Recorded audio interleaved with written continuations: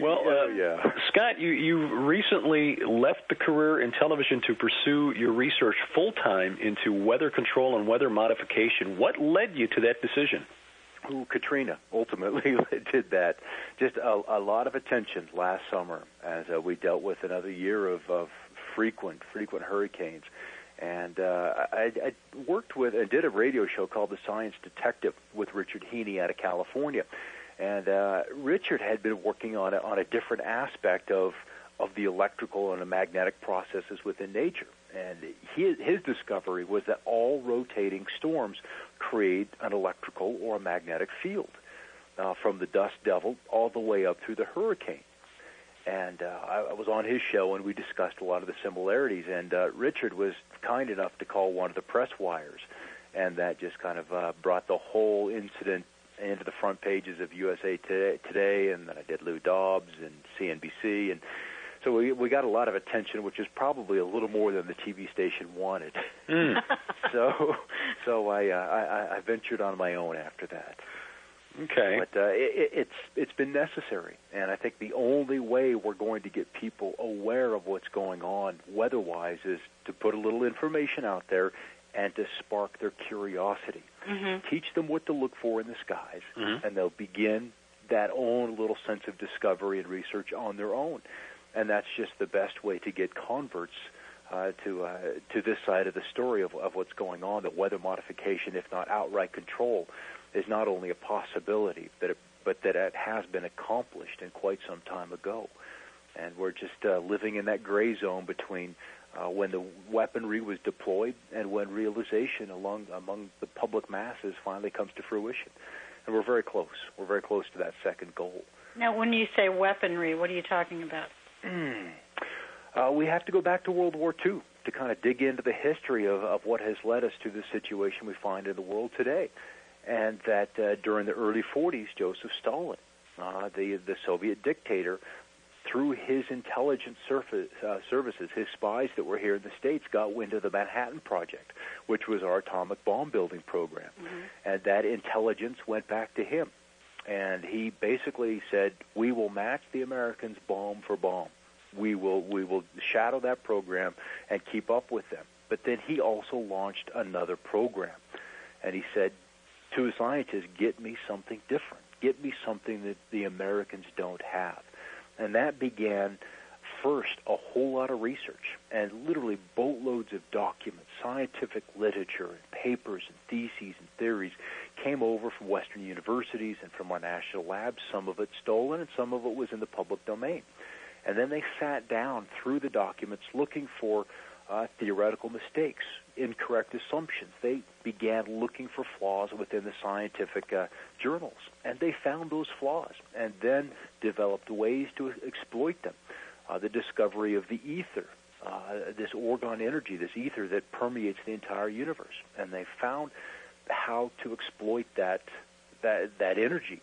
And those are flaws within the laws of thermodynamics that our Western science, even though we've had corrections that published for 100 years now, mainstream Western science still adheres to these flawed theories. And hence, we are largely ignorant to what, let's just say, mechanical forces are at work in the universe, that the additional dimensions, all of that stuff, science now is ignorant of. At least mainstream science, that is. You know, a lot of the stuff you just talked about sounds like Nikola Tesla. And he was, without question, a pioneer into this research. He developed the first scalar interferometer, where you can literally vibrate energy from the ether and then have it manifest into this realm, into this world. And vast amounts of energy are available to be used. And that's one of the really struggles that mainstream atmospheric sciences and physicists in general struggle with, is where does the energy come from to affect change in the weather/climate systems. And, I mean, we're bathed in this seething energy that is just a gift of creation, and yet science is just too blind and arrogant to acknowledge that this work, these corrections have already been done. They're too busy protecting their turf. And anyway, Stalin came along in the 1950s with these scientists, and this program of energetics was born. And it is the use of developing space-time waves, longitudinal EM waves, or scalar waves, as Lieutenant Colonel Bearden calls them in his work. And it is how to use these space-time waves to set up resonances. You can set up resonances within the crust of the Earth to affect earthquakes. You can send out pulses within the oceans to create tsunamis or giant waves. And then you can turn the energy way down and affect changes within the atmosphere. What is curious about these waves is that they are bidirectional, and that they also do not weaken with the distance traveled from the transmitter. So as radio waves, Hertzian waves that we utilize, we know the radio transmitter sitting out there on a hilltop, say 50 miles away. You get 100 miles away, and that signal strength is 1/4 that it was at half the distance closer. These space-time waves, these scalar waves, do not attenuate. They do not weaken as they pass through matter or the distance increases from the transmitter. So they're at full strength when they achieve basically their location over the target. And that allows them to do a great deal of work. And over the top of, say, a hurricane, if you extract heat out of the tops of the clouds, these cloud tops will cool. And as the cloud tops get colder, then that increases the updraft from the warmer layers of the atmosphere below, and that strengthens the storm. Whether the desired result is just more snow out of a snowstorm, is severe thunderstorms and hail out of a thunderstorm, or eventually a tornado, all of these things can be achieved. And the Russians began experimenting with this in the 1960s, 40-some years ago. And it was Colonel Bearden's staff that finally alerted the executive branch to this program in the middle 1980s. The military was aware of it, but they had not let that information cross the military boundary into the civilian government. And no doubt the executive branch then, I don't know whether they've shared it with the congressional side or not, but they have to be aware of it on some level within the intelligence briefings that the Senate and House members get that are privy to that information stream. But well, it's interesting you mentioned that. While you're talking about this, I was doing a quick lookup on the web for a bill that was introduced into the Senate by Senator Kay Bailey Hutchinson, Senate Bill 517, which was on Weather Modification Research and Development Policy Authorization Act of 2005, submitted to the Committee on Commerce, Science, and Transportation. She received a letter from the White House Office of Science and Technology Policy on December 13th, and I'm looking at the PDF right now. They basically asked Senator Hutchinson to defer further consideration of the bill until the Office of Science and Technology Policy can coordinate a discussion with the Departments of Justice, State, and Defense. The bill's about weather modification. Yeah, to create a program. Yeah, to create a program to study it, but they want to discuss the political and legal ramifications, and also the obviously the defense ramifications, which would be immense. Yeah, I mean, you're talking about liability. If you've enhanced a drought or steered a hurricane or created a hailstorm, I mean, this is not an area we should be messing with, especially not with the military involved. Yeah. So I mean, you've got global implications in all areas of foreign policy, national security, commerce, even shipping, transportation. So you're right. I think, Scott. I think that this is something that our government is aware of, just isn't talking about publicly very much. There was one aspect of that bill that was called the technology transfer aspect of it, and that was kind of just left out there hanging. Where does the technology come from, and where does it go? Is there going to be public oversight of the inner workings of this particular committee? And those were minor but significant wording changes that happened before the bill was passed. So there's some rumblings.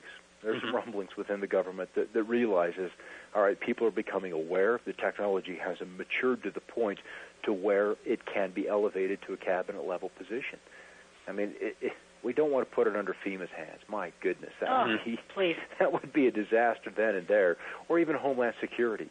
And I have a feeling that as we move through the remainder of this decade, that the National Weather Service will likely be moved over from Department of Commerce and into Homeland Security. That'll be a significant change, but I think that's where it's going. I mean, it seems to me that sorry to interrupt. It seems to me that if the technology exists to extract energy from the atmosphere and create a self-perpetuating wave, that it would the application would be more than just weather modification.